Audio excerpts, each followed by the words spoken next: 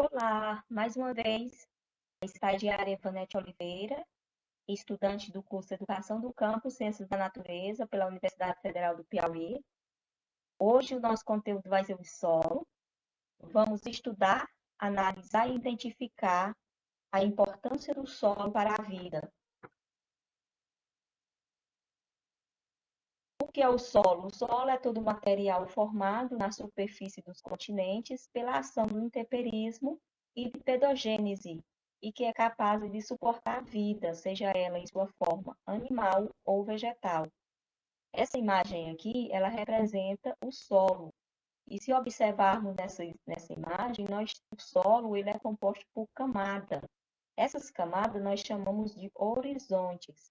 Mais adiante, eu vou detalhar, explicar esses horizontes. Intemperismo é um processo que altera fisicamente e quimicamente as rochas e seus minerais, tendo como principais fatores o clima e o relevo.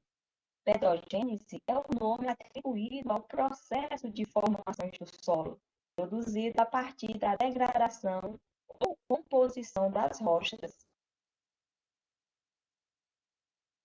O solo é composto por sedimentos que podem ser orgânicos e inorgânicos.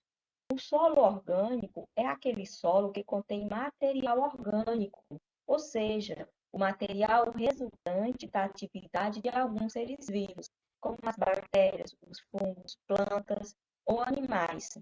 Esse tipo de solo é um solo de cor marrom escura para o preto e é muito rico em nutrientes. Por quê? Porque aqui há,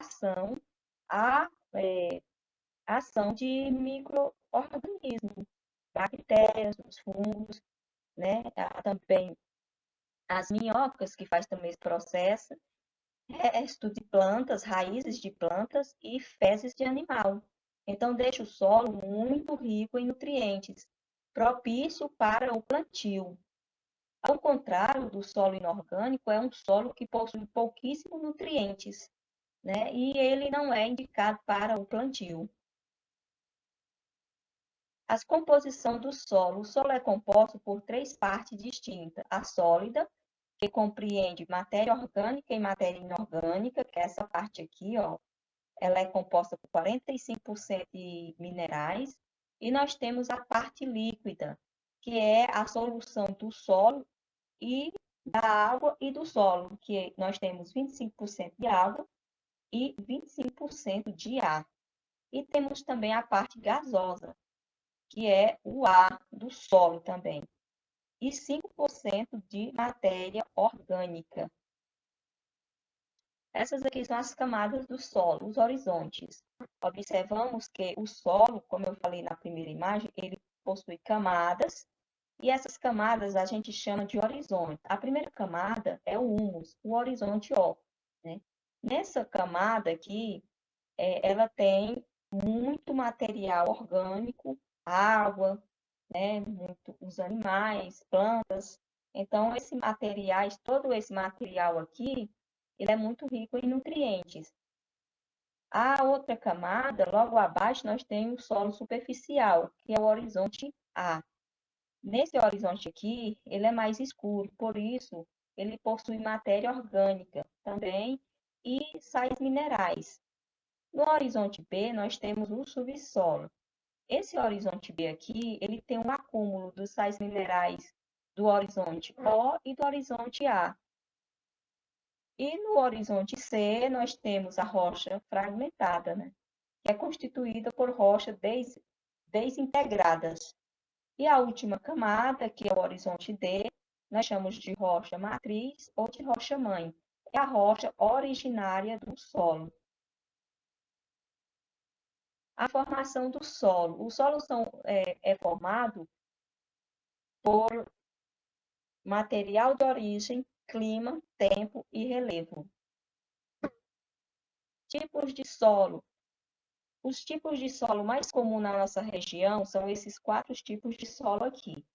A Embrapa já catalogou 13 tipos de solo, mas na nossa região os mais comuns são esses: o solo argiloso, o solo umífero, o solo arenoso e o solo siltoso.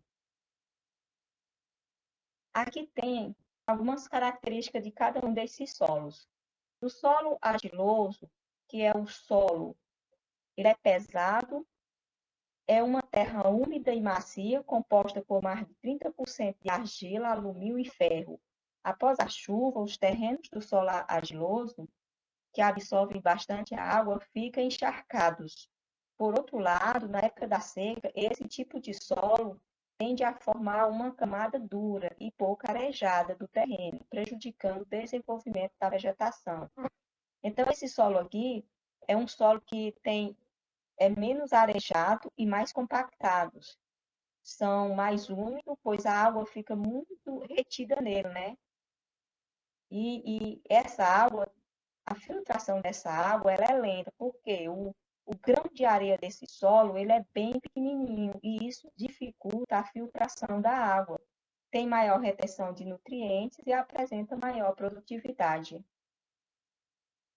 O solo umífero já é um solo do tipo também conhecido como terra preta. Ele apresenta cerca de 70% de humus, seres em decomposições, né? E também é um solo riquíssimo em humus, é ideal para o cultivo, pois é arejado e permeável, e fornece grande parte de sais minerais necessários às plantas. O solo arenoso é chamado também de solo leve. É um tipo de solo muito presente na região do Nordeste. Ele possui uma textura leve e granulosa, sendo composta em grande parte por areia, 70% de areia, e em menor parte por argila, 15%.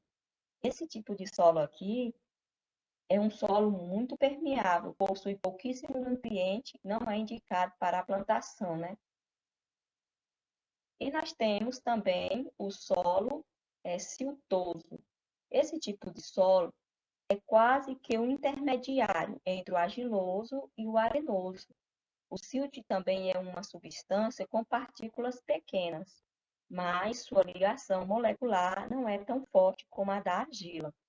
Então, esse solo aqui, ele apresenta baixa ou nenhuma plasticidade, só forma torrões quando seco, e esses são facilmente desfeitos. Então, esse tipo de solo aqui não é indicado para a construção e também ele é um intermediário, né, entre os outros solos. Bom, queridos, eu vou ficar até nesse slide, vou regravar um outro vídeo para explicar o conteúdo a seguir, tá bom? Até nosso próximo encontro.